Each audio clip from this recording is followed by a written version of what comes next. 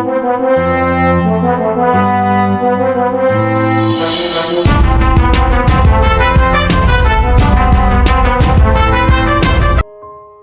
পর্বে আমরা দেখেছি যে পলের অকারেন্সের কারণে একটি নয় বরং দুটি সন্তানের জন্ম হয়।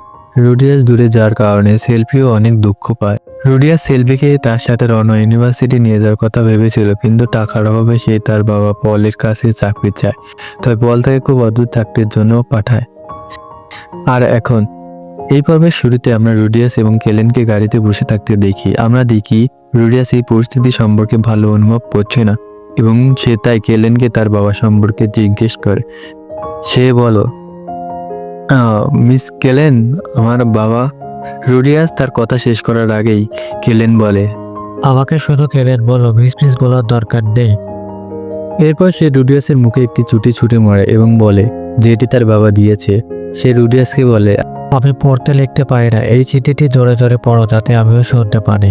রুডিয়াস চিঠিটি তুলে নিয়ে পড়তে শুরু করে। আমরা দেখতে পাই যে সেই চিঠিতে পল লিখেছে, আমার প্রিয় পুত্র রুডিয়াস, আমি জানি তুমি এখন বিভ্রান্ত হচ্ছ যে কি হচ্ছে। আমি তোমার সামনে বসা পেশিবহুল মেয়েকে জিজ্ঞাসা করতে বলবো, কিন্তু তার মস্তিষ্কে গবরে পূর্ণ, তাই সে ব্যাখ্যা করতে পারবে না। এসব কথা শুনে কেলেন খুব রেগে যায় এবং বলে, তোমার এই কথা বলার সাহস কি করে হয়? যা দেখে রুডিয়াস বলে, শান্ত হও, এটা তো শুধু একটি রসিকতা ছিল। এবং এই কথা শুনে কেলেন শান্ত হয়। রুডিয়াস চিঠি পড়া চালিয়ে যায় এবং বলে, ঠিক আছে, তো পয়েন্টে আসা যাক। এটা তোমার কাজের জন্য। তুমি গ্রামের এক 9 বছর মেয়েকে জাদু শিখাতে যাচ্ছ। এটা পড়ে রুডিয়াস মনে মনে বলে, ও আচ্ছা, এইটা ওই জবের জন্য যেটা আমি চেয়েছিলাম, কিন্তু আমাকে অজ্ঞান করার কি দরকার ছিল। এই ভেবে সে তারপর পড়া শুরু করে। তোমার সামনে বসা মেয়েটি খুব ভালো তরবারবাজি শেখায়। এখন থেকে সে তোমাকে শেখাবে। শর্ত ছিল যে তোমারও তাকে কিছু শেখাতে হবে। তবে তাকে বলো যে কিছু বোঝানোর পরও তোমার গবরের তৈরি মস্তিষ্কে প্রবেশ করাতে পারবে না। এই কথা শুনে কেলেন পাগল হয়ে যায় এবং তার তরবারি বের করতে থাকে। কিন্তু এরপর রুডিয়াস ভয়ের কারণে সে চিঠিটি খুব দ্রুত পড়তে শুরু করে। যাই হোক, সে অনেক বেশি শক্তিশালী এবং তার উপর তিনি একজন ক্রীড়াবিদ রাজাও বটে। এমনকি তোমার বাবা তাকে হারাতে পারেনি। আচ্ছা, বিছানার কথা একটি ভিন্ন বিষয়। এই কথা শুনে কেলেনের রাগ কমে যায় এবং রুডিয়াস মনে করে যে তার বাবা মেয়েদের মধ্যে খুব জনপ্রিয়। তারপর সে চিঠিটি পড়তে থাকে। তোমাকে ওই মেয়েকে পড়া, লেখা, পাটিগণিত এবং জাদু শেখাতে হবে। এইসব শেখাতে হবে পুরো 5 বছর। এই 5 বছর তুমি বাড়ি ফিরতে পারবে না, কোনো চিঠিও লিখতে পারবে না। রুডিয়াস কথাটি শুনে একটু চমকে গেল। আবার চিঠি পড়তে থাকে। আমি মনে করছি তুমি সেলফির উপর খুব বেশি নির্ভর করছো। এটি তার এবং তোমার উভয়ের জন্যই ভালো নয়। তাই আমি সিদ্ধান্ত নিয়েছি যে এখন তুমি যেখানেই থাকবে, খাবে, উপার্জন করবে এবং বড় হবে। আমি আশা করি তুমি একজন চমৎকার মানুষ হবে, একজন তোমার বাবার মতো। তুমি সেলফির সাথে যা খুশি তাই করতে পারো, কিন্তু এই পেশিবহুল মেয়েটি আমার, তাই তার থেকে দূরে থেকো। চিঠিটি এখানেই শেষ হয়। এটা শুনে কেলেন রুডিয়াসকে বলে যে এই চিঠিটি জেরেটকে পাঠাও। রুডিয়াস তাতে রাজি হয় এবং পরে আমরা দেখতে পাই যে রুডিয়াস সেলফির কথা ভাবতে থাকে। ও বলে যে যাই হোক না কেন, আমি এতে দুঃখিত নই। আমি বছরে অন্তত একবার তার সাথে দেখা করতে চাই। এত কিছুর পরে রুডিয়াস তার গন্তব্যে পৌঁছায় এবং আমরা দেখি যে সে একটি বিলাসবহুল বাড়িতে রয়েছে। তাকে বেশ ভালোভাবে আপ্যায়ন করা হয় এবং আমরা দেখতে পাই যে ওখানে অনেকগুলো পেশিবহুল মহিলা রয়েছে। রুডিয়াস সেই সব জিনিসই দেখতেছিল। ঠিক তখনই সেখানে একজন লোক আসে, যাকে দেখে রুডিয়াস তাকে সালাম দেয় এবং তার নাম বলে। কিন্তু সেই লোকটি রুডিয়াসকে বলে, ভবিষ্যতে তুমি যদি কাউকে সালাম দাও তাহলে এভাবে করবে। রুডিয়াস তাকে দেখায় যেভাবে করতে হবে। লোকটি রুডিয়াসকে অ্যাপ্রিসিয়েট করে এবং তার নাম ফিলিপস বরিস গে রেড হিসেবে প্রকাশ করে এবং তিনি আরো বলেন যে তিনি পলের চাচাতো ভাই এবং এই শহরের মেয়রও। এত কিছুর পর ওই ব্যক্তি রুডিয়াসকে বলে, পল তাকে কি বলেছে? রুডিয়াস উত্তর দেয়, তিনি আমাকে বলেছিলেন যে আমাকে 9 বছর বয়সী মেয়েকে জাদু শেখাতেই হবে এবং তাকে পড়াশোনা করাতেও হবে। বিনিময়ে তুমি আমাকে ম্যাজিক ইউনিভার্সিটির ফি দিতে সাহায্য করবে।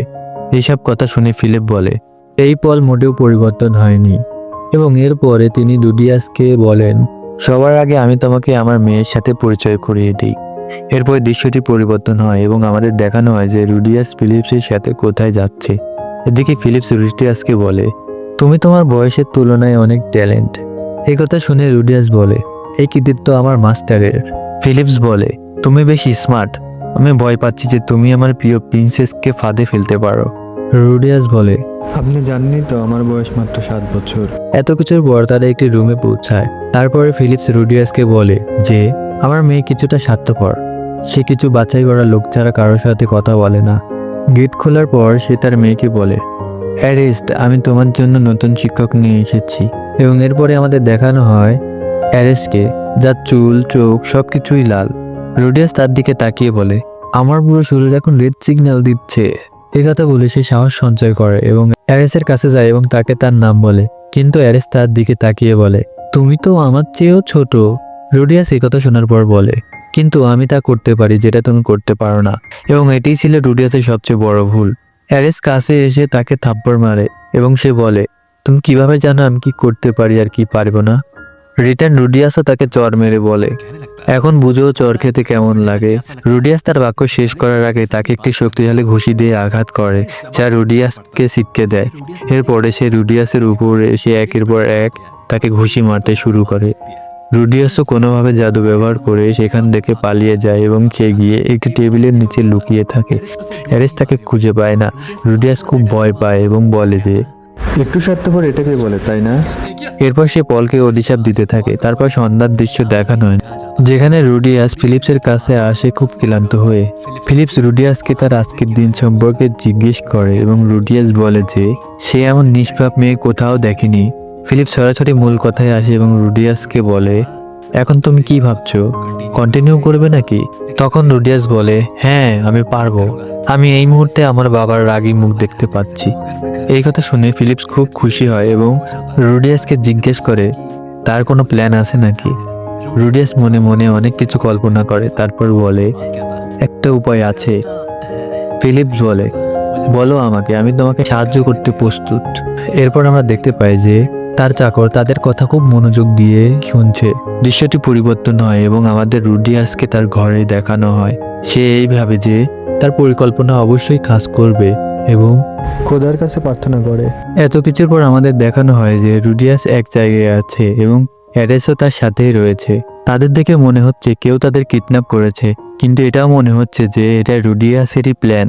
রুডিয়াস জাদু দিয়ে তার হাতের দড়ি খুলে বলে যে এই জায়গাটা খুব বেশি ভয়ঙ্কর, সম্ভবত তারা তাদের ফিল আনার জন্য বেছে নিয়েছে। এরপরে অ্যারেস জেগে ওঠে এবং খুব জোরে চিৎকার করতে থাকে এবং বলে, এই আমার দড়ি খুলো। এটা শুনে রুডিয়াস বলে যে যদি তুমি জাদু জানতে তাহলে নিজের দড়ি নিজেই খুলতে পারতে, এবং তাকে বলে যে হয়তো কেউ আমাদের কিডন্যাপ করেছে। একথা শুনে সে জোরে জোরে চিৎকার করতে থাকে এবং দরজায় ধাক্কা দিতে থাকে এবং লক খোলার চেষ্টা করে। কিন্তু হঠাৎ সেখানে একজন লোক আসে যাকে খুব ভয়ঙ্কর দেখাচ্ছিল।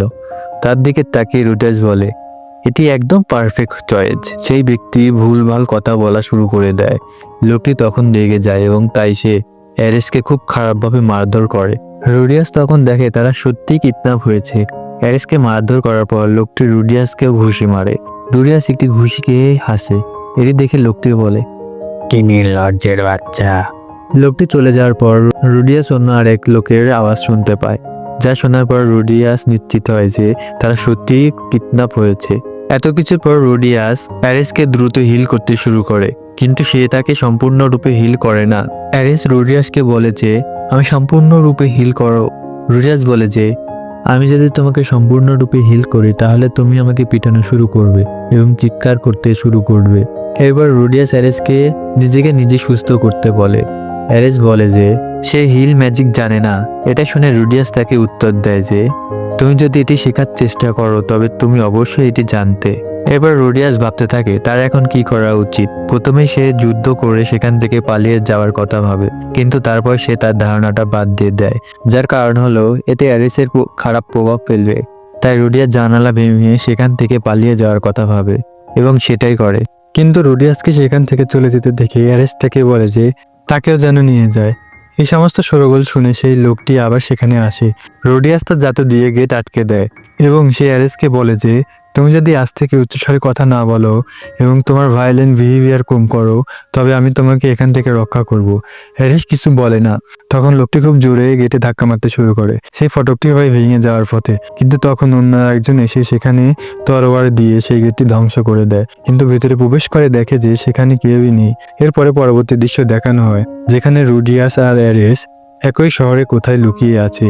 রুডিয়াস অ্যারিসকে হিল করে এবং সে তাকে সম্পূর্ণরূপে হিল করে। সুস্থ হওয়ার পর অ্যারিস আবার একটু চেঁচামেচি শুরু করে, যা শুনে রুডিয়াস ভয় পেয়ে যায় এবং অ্যারিসকে বলে যে তুমি কথা দিয়েছিলে যে তুমি চিৎকার করবে না। এর জবাবে অ্যারিস বলে আমি তোমার সাথে আমার প্রতিশ্রুতি কেন রাখবো, এবং এটি শুনে রুডিয়াস বলে যে ঠিক আছে, তাহলে আমাদের পথ এখান থেকে বিচ্ছিন্ন হবে, এবং এই বলে সে সেখান থেকে চলে যায়। কিছুক্ষণ পর অ্যারিস আবার ওই একই পুরুষের কণ্ঠস্বর শুনতে পায়, যা শুনে সে রুডিয়াসের কাছে ফিরে যায়।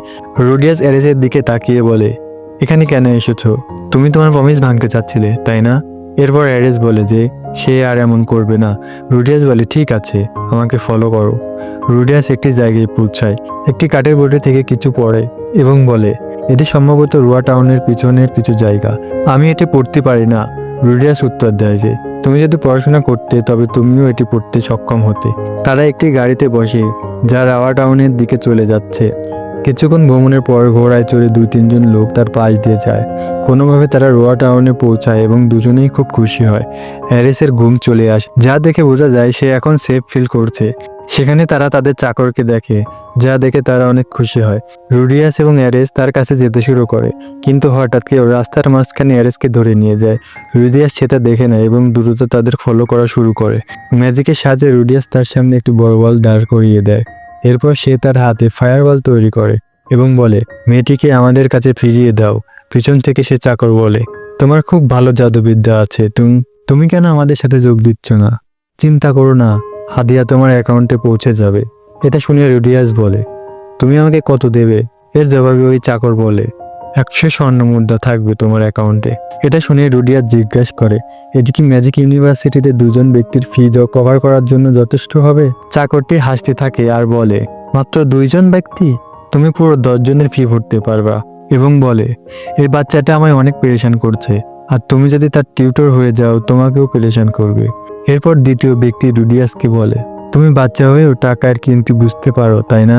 রুডিয়াস তার পাস্ট লাইফ মনে করে আর ভাবে যে কিভাবে তার পুরো জিন্দেগি গেম খেলে কাটিয়ে দিয়েছে, টাকা পয়সা তার কোনো কিছু যায় আসতো না। রুডিয়াস এইসব ভাবার সময় শান্ত ছিল। তখন অ্যারিস এর মনে হয় সে হয়তো তাদের সাথে মিলে গেছে। তারপর আমরা দেখি রুডিয়াস তার ফায়ার বল অনেক বড় করে আকাশের দিকে ছুঁড়ে মারে, যেটা ফায়ার বাতির মতো মনে হচ্ছিল, যার আলোর ঝলকানিতে ওই চাকর আর ওই ব্যক্তি দুইজনই কিছু সময়ের জন্য কিছু দেখতে পায় না। সেই সুযোগে রুডিয়াস অ্যারিসকে ছিনিয়ে নেয় এবং তাদের উপর কন্টিনিউ অ্যাটাক করে। সুযোগ পেয়ে সে তাদের উপর ফায়ার বল দিয়ে অ্যাটাক করা শুরু করে এবং তার মনে হয় সে জিতে গেছে। কিন্তু তখন ওই ব্যক্তি রুডিয়াসের ফায়ার বলকে কেটে তার দিকে একটি শাওয়ার্ট নিক্ষেপ করে। রুডিয়াসের মনে পড়ে পল তাকে একটা শাওয়ার্ট স্টাইল সম্পর্কে বলেছিল, যার মাধ্যমে শাওয়ার্ট নিক্ষেপ করা হয়। রুডিয়াসের মনে হতে লাগে সে হয়তো আর টিকবে না, কিন্তু তখন ওইখানে কেউ একজন আসে এবং তাড়াতাড়ি ওই শাওয়ার্টকে ভেঙে দেয়। আমরা জানতে পারি ওটা কেলেন। তারপর সে সবাইকে চোখের পলকে খতম করে দেয়। রুডিয়াস রক্ত দেখে বিস্ময়কর হয়ে যায়। ক্যালেন তাকে ডাক দেয়, তখন রুডিয়াসের হুঁশ চলে আসে। ও তাকে জিজ্ঞেস করে শত্রু কি এই কয়টাই ছিল? রুডিয়াস হ্যাঁ বলে এবং সাথে ক্যালেনকে ধন্যবাদও বলে। ক্যালেন ওই ফায়ার বাতি সম্পর্কে বলে যেটা দেখে সে এইখানে এসেছে, কিন্তু রুডিয়াস তখন রক্ত দেখতে থাকে। এইসব কিছুর পর আমাদের সকালের দৃশ্য দেখানো হয়। রুডিয়াস, অ্যারিস আর ক্যালেন রাওয়া টাউনে চলে এসেছে। ওইখানে ফিলিপস আসে এবং তাদের এই অবস্থা দেখে রুডিয়াসকে বলে ওইখানে কি হয়েছিল? তখন ক্যালেন ওই চাকরকে ওইখানে ফেলে দেয়, যেটা দেখে ফিলিপস সব বুঝতে পারে। রুডিয়াস ভাবতে থাকে আমি কি ফেল হয়েছি? আমি মৃত্যুর মুখ থেকে বেঁচে আসছি। শুধু ঠিক সময়ে ক্যালেন চলে আসছিল। এটা বলে সে ওইখান থেকে চলে যেতে থাকে। তখন অ্যারিস বলে দাঁড়াও, তুমি আমায় অ্যারিস বলে ডাকতে পারো, আমি তোমায় স্পেশালি অ্যালাউ করি। এটা শুনে রুডিয়াস খুশি হয় এবং অ্যারিসকে ধন্যবাদ বলে।